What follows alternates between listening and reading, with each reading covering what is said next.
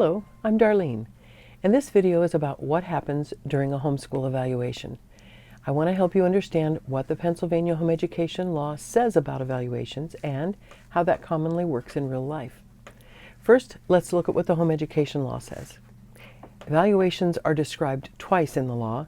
The first description says, an annual written evaluation of the student's educational progress as determined by a licensed clinical or school psychologist or a teacher certified by the Commonwealth or by a non-public school teacher or administrator. In my video about getting ready for your evaluation, I said this tells us the evaluation is a written statement provided once a year by a person who's qualified by the home education law to be an evaluator. Here's what the second description of evaluations in the law says. The evaluation shall also be based on an interview of the child and a review of the portfolio required in Clause 1, and shall certify whether or not an appropriate education is occurring. And this tells us what should happen during an evaluation. Your evaluator will talk with your child and look through your child's portfolio. If you meet with your evaluator online, you'll most likely need to provide your child's portfolio ahead of time. You might share it through a private social media account like Instagram or Facebook, Pinterest maybe, separate from your personal account. You might mail or email it or share it through Dropbox or Google Docs. Every evaluator conducts their evaluations differently. As for me, I see the interview as a conversation.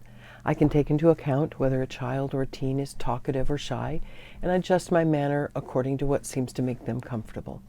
I don't press children or teens to talk with me, and I've only once met with a child who didn't want to talk at all. She was 6 years old, and it was her first evaluation.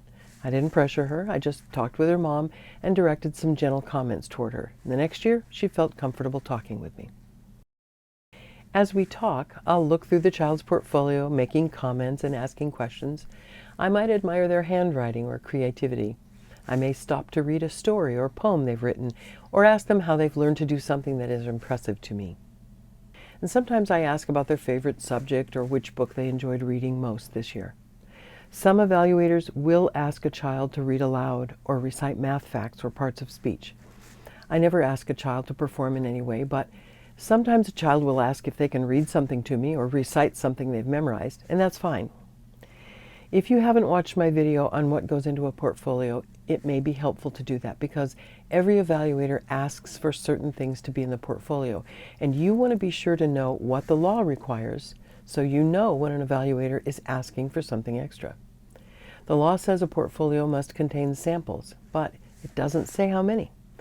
I prefer to see 3 samples for each subject the child studied that year. Hopefully one from near the beginning of the school year, one from the middle of the school year, and one from near the end of the school year. And that way I can see if the child is making progress in that subject. That's what I'm looking for because the law says my written evaluation must certify whether or not an appropriate education is occurring.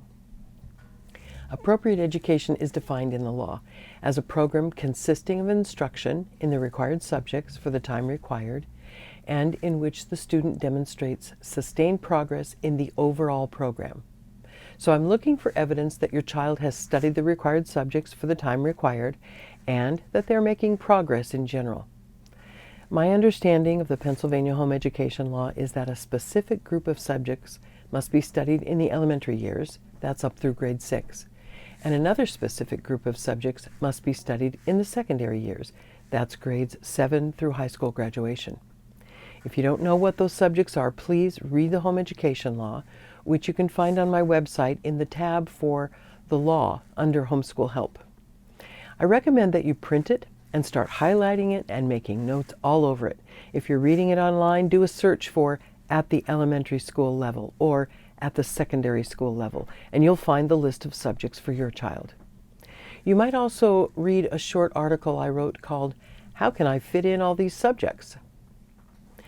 It explains the required subjects. And now let's talk about the time required. The law doesn't require you to prove to anyone that you've provided instruction for the time required, but it does require the evaluator to certify that you did. So I ask families to provide proof that they will complete their 180 days by June 30th. I don't want them to spend even 5 seconds creating proof for me. Whatever method they use to keep track is good enough for me to believe them. And that might be a lesson plan book, a calendar, or a list on a sheet of notebook paper. I look for evidence of sustained progress as I talk with the child or teen, and also in the portfolio. For example, I can see improvement in handwriting by seeing something the child wrote at the beginning, in the middle, and at the end of the year. And I can see an increase in difficulty of math problems. I can see improvement in writing quality and conversation skills. And I can see that the student is making progress through their study of science or history. I panic a little when I see a portfolio with 100 or more samples because I know I don't have time to look through all of them in an hour. I want to see a log in every portfolio, and I made a video about what goes into a log, so check that out to find out what the law requires. If a child is in grades 3, 5, or 8, I want to see the results or scores of a standardized test from the list of state-approved tests.